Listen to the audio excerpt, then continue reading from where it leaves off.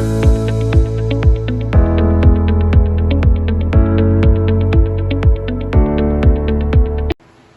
good afternoon, everyone. So I am Nika Gail Rosas, and I will be your English teacher for this afternoon. So let us all stand for the prayer. Ms. Juliesa, can you please read the prayer?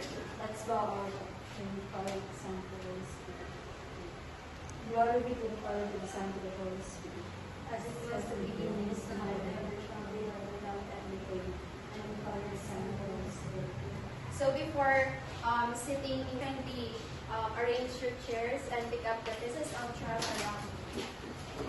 Okay, please be seated. Thank you, ma'am. So class Vida, kindly check your attendance for today. Yes, ma'am. Okay, at this point, we are going to have a new lesson. But before that, may I know who among you here can still remember our previous topic? Ma'am! Yes, Mrs. Carante? Ma'am, last meeting we learned about participles, which are verb forms that can act as adjectives. There are two main kinds: present participle ending in ing, which describe ongoing actions, and past participles usually ending in ed, which describe the state of something after an action. Okay, very good. So, our previous topic is all about past participle. So, any questions or clarifications? None, ma'am. So, if none, I will going to read the learning objectives for this afternoon. So, at the end of the period, at least 85% of the students should be able to identify the types and the use of ellipses in sentences, demonstrate appreciation for the effectiveness of ellipses by actively participating in a group discussion, and create a short story or dialogue using ellipses. So, before we dive into today's discussion, let's have a fun activity. So, are you all up with a quick game? Yes, ma'am! So, okay. Our activity is entitled Describe Me. So, I will going to post pictures on the board, and your task is to describe what you have noticed on every pictures, okay? Yes, ma'am! First picture, what have you noticed? Miss Escalante? So in the first picture, ma'am, I can see there's a busy beach with many people swimming, playing volleyball, and sunbathing. Okay, very good. How about the second picture? Yes, Mr. Orico? In my own observing for that picture, ma'am, it's the same beach but less people swimming and sunbathing. Okay, thank you. Very good. So how about the last picture? Miss Juliesa? The last picture, mom, is same beach but no more people sunbathing. Only 2 people swimming and 4 people playing. Okay, thank you so much. So all of your answers are correct. So in order for you to have more idea of our topic, let's have another activity. So this is entitled Guess the Jumbled Words. So okay, I will going to post some jumbled words on the board, and you're going to guess what word is it. Okay? Yes, ma'am. Yes, ma'am.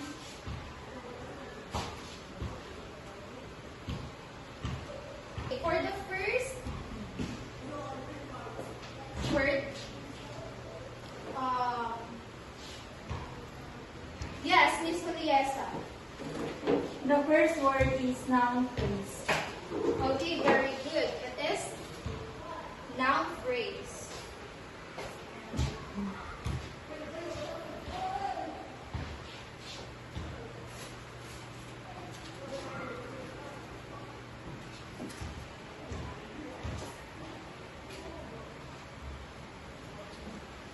Okay, for the second word, yes. Yes, Miss Escalante. Second word is suspense, ma'am. Okay, very good. How about the third word? Yes, Mr. Oringo. For the third, ma'am, it's omission, ma'am. Okay, very good.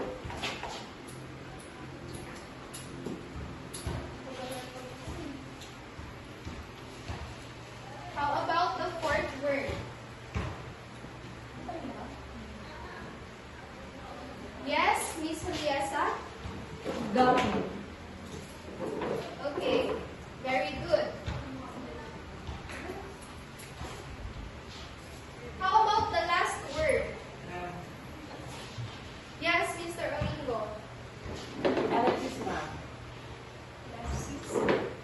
Okay, all of your answers are correct. Okay, now I must say that everyone have a glimpse of our topic for today. So, based on the activities, what is our topic for today? Yes, Miss Juliesa. Our topic for today is all about ellipsis. Okay, very good. So, our topic for today is all about ellipses. Miss Juliesa, can you please read what is ellipsis? The word ellipsis is derived from the ancient Greek word ellipsis, which means to leave out. Ellipsis or ellipses in plural form is a punctuation mark consisting of 3 dots used to indicate the omission of words, create suspense, or trail off into silence. So, okay. Ellipsis is 3 dots that is used in writing to do something or few things. First is to leave out unnecessary words or unnecessary parts of sentence or quotes and leave the main idea of the sentence. So next is it can make readers feel like something more is coming. And the last one is it indicates that the speaker or the writer was trailed off or left something unsaid. Okay. Mr. Oringo, can you please read the examples? So, original text today, after hour of careful to we voted the bill. With ellipsis, today we voted the bill.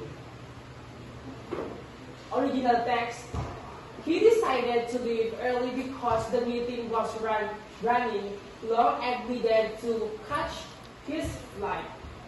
With ellipsis, he decided to leave early. He needed to catch his flight. Okay, thank you so much. So here, you can see the difference between the original text and with ellipses. So in original text, the sentence tells the full story. So here with ellipsis, the version uses 3 dots and skip the part about thinking carefully. So it highlights the bill was vetoed. Okay, another example. Here in original text, the sentence explains that he left the meeting early for 2 reasons. Because the meeting was early and he had a flight to catch. But with ellipsis, here, this is the shortened version of this original text. This skips the reason of the meeting being long. And it is directly states that his early departure directly to the needing to catch his flight.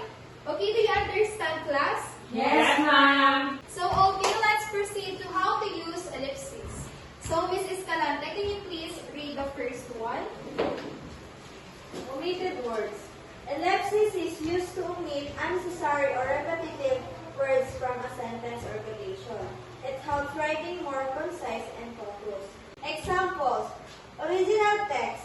The committee reviewed the application discuss it at length, and then make final decision. With ellipsis, the committee reviewed the application, then make a final decision. She can attend the meeting on the Monday, Wednesday, or Friday if her schedule allows. Okay, thank you so much, Ms. Escalante. So, to explain the use of ellipsis in omitted words, so ellipsis is used to omit some words that is unnecessary to understand the main point. It makes the sentence, as you can see in the examples, it makes the sentence shorter and clearer. As you can see here, it is the shorter version of this one. The part about discussing the application is omitted. It only focus on the actions about reviewing the application and then deciding. Am I clear? Yes, ma'am. Okay, at the second example, here, she has the option to attend the meeting on 3 days, which is Monday, Wednesday, or Friday.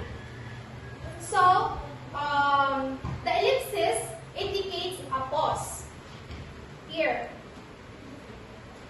showing that her ability to attend depends on whether she is free on these 3 days. Okay?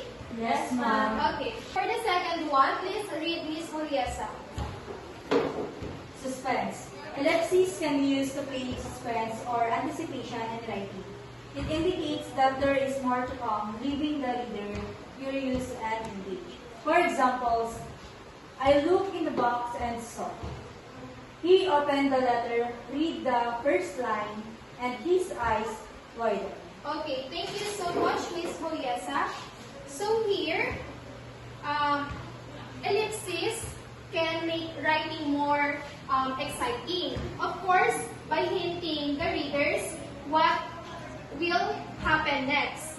And of course, because of the suspense, this keeps the readers interested because they want to find out what comes next. So here, the sentence uses ellipsis to stop right after the speaker looks in the box. So it makes you wonder what she or he saw because he doesn't tell you, right? Yes, ma'am. Okay, for the second example, the ellipsis comes after describing his reaction to the first line of the letter, which is his eyes widened. What was surprising in the letter? Because it makes his eyes widen. Understood, class? Yes, ma'am. Okay, let's proceed to the third one. Mr. Oringo, can you please read this one and the examples? So next is reeling up. Ellipsis is used to show a thought or sentence trail off into silence, leaving the meaning unfinished or open-ended. For example, I thought we could go to the beach, but maybe it's better if only I could remember where I left my keys. Okay, thank you so much, Mr. Olivo. So here, the sentence left hanging, making you wonder what was left unsaid or what could happen next. So, okay, in the example, the sentence uses an ellipsis to show the speaker stops in the mid-sentence. Here. So, it makes you wonder what they think might be a better idea than going to the beach. So, in the second example, the ellipsis shows that the speaker's thought is unfinished. They're expressing frustration or regret that they can't remember where their keys are. Okay? Yes, ma'am. Okay, let's proceed to the next one, the types of ellipses. So, Miss Juliesa, can you please read the definition and the example? The first type is gapping. Gapping is a type of ellipsis where a repeated word or phrase is omitted from multiple clauses. Examples: Sarah likes the sky and John to swim. Another example is Maria went to the library and Steve to the market. Okay, thank you so much. So, in a simple explanation, gabbing is when you leave out unnecessary words or a noun phrase that repeats in a sentence. So, for example, here, this sentence leaves out the repeated words, which is likes to before the swim. So it means that Sarah likes to ski and John likes to likes to swim. So he omits the word likes to. Okay? Yes, ma'am. Okay, for the second example, here the sentence does not repeat went to for Steve. So it is understood that Maria went to the library and Steve went to the market. Okay? Yes, ma'am. Okay. For the second one, can you please read Mr. Ringo? So negating is a type of ellipsis where a verb phrase is committed and only the necessary word are kept. For example, Karen can play the guitar and Susan can do. Here, here, he would, he would write a letter and she would do. Okay, thank you so much, Mr. Aringo. So here, pseudo-gapping is when you omit the verb phrase. When you omit the verb phrase and you only kept the auxiliary or the helping verb. So here, the example, Karen can play the guitar and Susan can too. So this sentence omits the verb phrase play the guitar. So it means that in original text, Karen can play the guitar and Susan can play the guitar too. Okay? Yes, ma'am. In second example, he would write a letter and she would too. So write a letter is left out. She after she would. So it suggests that just like just like we just like he would write a letter, she would do the same. So if you add the word would write, he would write a letter and she would write too. Okay? Yes, ma'am. Striping is the type of ellipsis where the main verb is omitted from a sentence, leaving only the auxiliary verb or helping verb. Example, she might go to Paris and he might roam. Tom will see the error and Lisa could too. Okay, thank you so much. So stripping is self-explanatory. So here, in stripping, the main verb or the main action is omitted and only keep the helping verb or the auxiliary. For example, she might go to Paris and he might roam. So this sentence doesn't repeat the main verb go. So it means that she might go to Paris and he might go to Rome. Okay? Okay, for the second example, here the word see is not repeated for Lisa. So it is understood that Tom could see the error and Lisa could see the error too. Okay? Yes, ma'am. Okay. Can you please read the fourth one, Mr. Oringo? Verb phrase ellipsis is a type of ellipsis where a verb phrase is omitted and only the necessary word are kept. For example, is she would leave now and he should do. I will start the project and you will finish. Okay, it is self-explanatory also. Here, the whole verb phrase is omitted and only the necessary words are kept. So for example, she should leave now and he should too. So the leave now is omitted after should. So it means that she should leave now and he should leave now too. So the leave now is omitted. Okay? Yes, For ma'am. the second example, I will start the project and you will finish. So in this sentence, the project is not repeated after you will. So it's understood to mean that I will start the project and you will finish the project. Okay? Yes, ma'am. So the last one is noun phrase. Can you please read Miss Juliesa?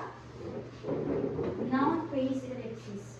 It's a type of ellipsis where a noun or a noun phrase is omitted and only the necessary words are kept.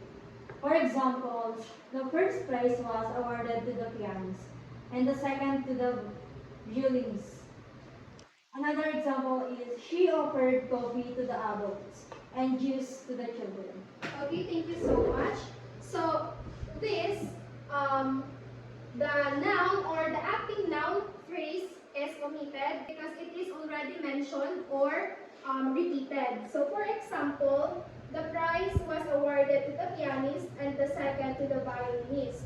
So here, the prize was awarded is not repeated after the second to the violinist.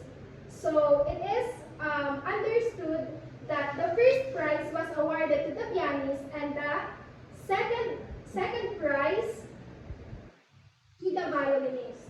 Okay? So the second one, she offered coffee to the adults and juice to the children. So in this sentence, the word offered is not repeated after the juice. So it is understood that she offered coffee to the adults and she offered juice to the children. Okay? Yes, Am ma'am. I clear, class? Yes, ma'am. Oh, Miss Escalante, what have you learned from our topic? I learned, ma'am, that ellipsis is the omission of words in a sentence that are understood from the context, making the sentence concise and avoiding repetition. In writing, it's also represented by three dots, indicating where words have been left out. Okay, very good. How about you, Miss Juliesa? So there are three ways on how to use ellipsis. First is omit words, second is suspense, and the last is training. Okay, very good. How about you, Mr. Rino? So I learned for this topic, it's they are have five types of ellipses, such are gapping, pseudo-gapping, tripping, verb phrase ellipsis, and last is noun phrase ellipsis.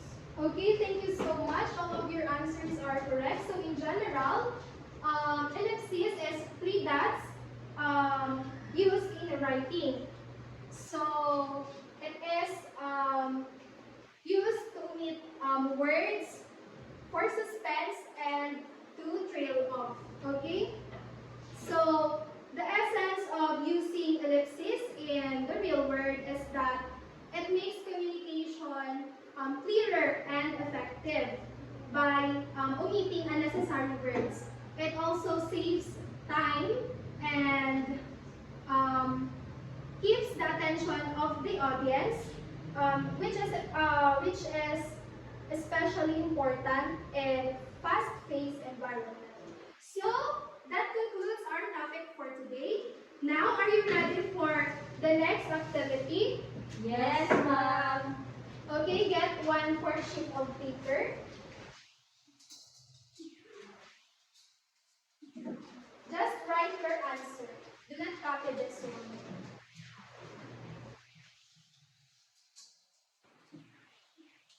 I will give you 10 minutes to answer this one.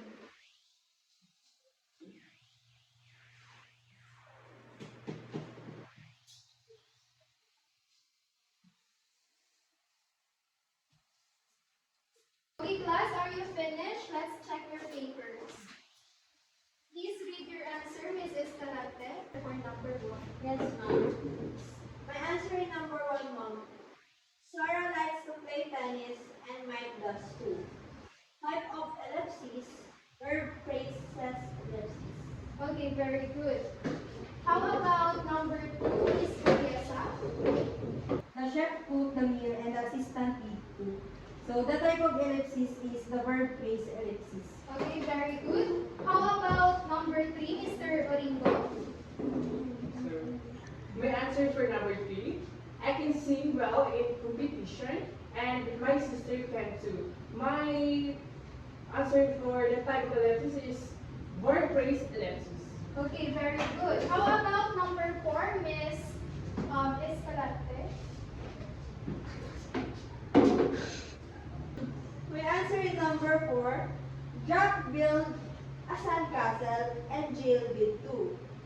The type of ellipsis I use, verb phrase ellipsis. Okay, very good. How about the last number, Miss Julian?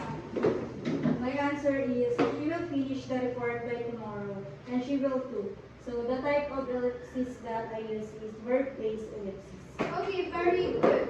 So I must say that our topic for this afternoon is as clear as water. Yes, ma'am. Okay, so please get 1/2 sheet of paper or 1 whole sheet of paper. Write a short scene where 2 characters are involved in a tense conversation. One of the characters has a secret that the other is trying to uncover. Use ellipses to create suspense and convey the emotions of your characters. Aim for a scene of about 100 to 150 words. So I will give you 15 minutes to finish them. Okay, ma'am. Okay, so finish or not finish, pass your papers.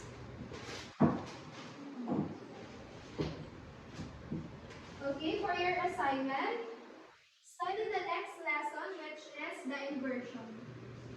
So that's all for today, class. Thank you for participating. Thank you, Bye, ma'am.